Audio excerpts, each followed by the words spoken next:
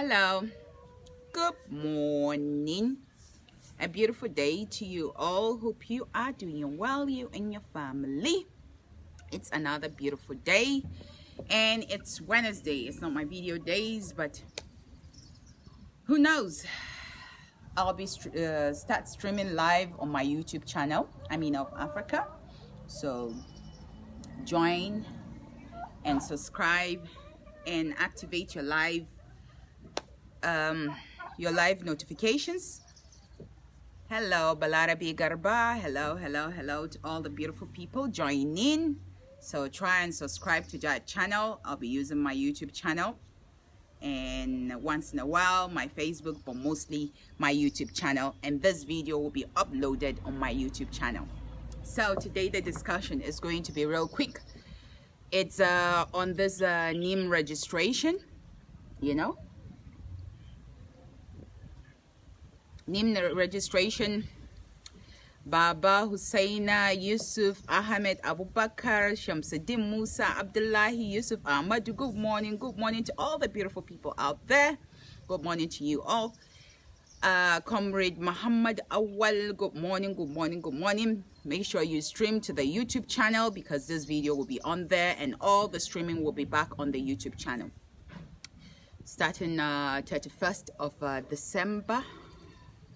Right into the new year. Yes. The situation is that I am looking at the Nimc registration with the security challenges and stuff like that.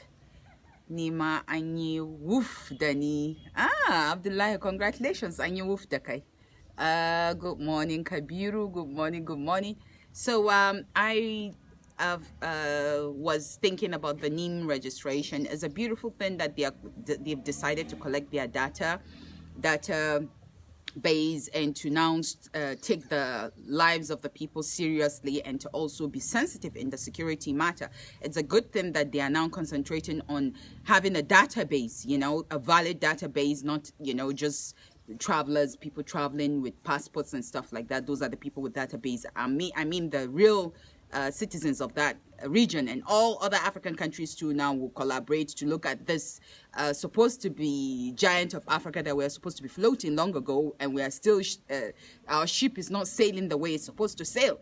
So now that the Nimc this, and I applaud the minister behind it, and all the people, the advisors, the consultants and stuff, that they're advising the minister, because the consultancy and the strategies and the what have you, those are the people behind the real picture. Most of the leaders, they just take the credit. Some of them do have brains, some of them don't have brains. They are just there warming up the seat. But the reality is that we are due for this database collection. We are supposed to have collected this database and make sure that we analyze database and stuff. When murder, homicide, and what have you is committed, how do you start collecting database to tell? There are many people that have lost their loved ones due to lack of database. There's no way you could identify this body belongs to this family and what have you, or the DNA, whatever have we still are lagging behind. We haven't gotten there yet, but the database is a step. So now that we have gotten to this stage, I now reach out to the government. How are you sure these people's information is going to be well kept safely for the interest of the government alone, and not another selfish or greedy set of people that want to personalize it? Or you have a girlfriend or somebody that has disappointed you or something, or what have you, you decide to just use influence of money or cash flow, you get her details and stuff before boom, you are at her house or you are at something. So database engineers and database what have you, central units and stuff like that, I am voicing out this. People need to know, so I will not have this ideology like Edwin Snow or what have you, that just happened in the American system during the Obama time, and how people were tipped off to know that they were collecting their information. And so I hope the database that you're collecting, you're not also going to collect it, because we still have not finished fighting security. And I'm happy that this database is being collected.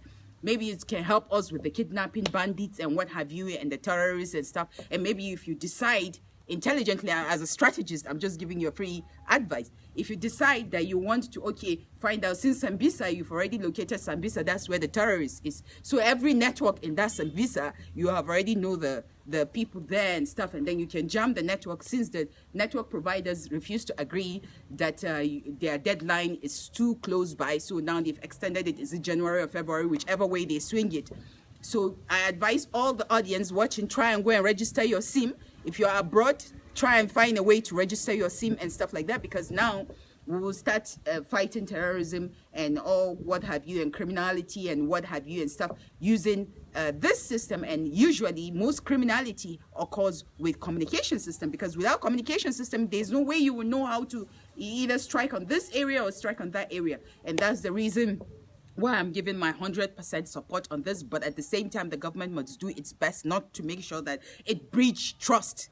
It breaches trust, or it exploits its own people, because right now we are still having a part-time kind of, not really a cooked government. We're still managing the government because we are lacking behind many things. Our lives and properties are still lingering in many areas. People around the Giwa, Brunongwari, Katsina State, Borno, people are still suffering from insecurity. So I hope that they will use this advantage to make sure that they better themselves, not that they make themselves worse. And they use all it takes to make sure that they create honesty in this data collection, so that we will not start panicking, that our informations are in the hands of another thing, because government is supposed to protect the interest of the people, not for their own selfish reasons. The interest of the people are supposed to come first.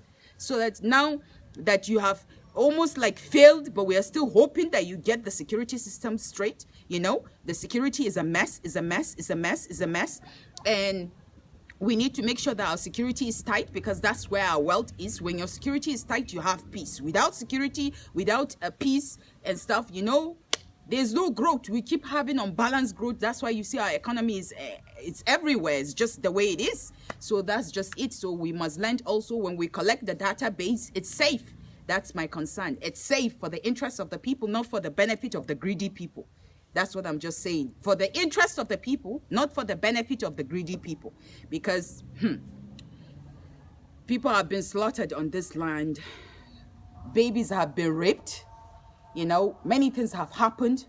And some leaders are still throwing off flamboyant wedding. Leaders that they are supposed to put their people first.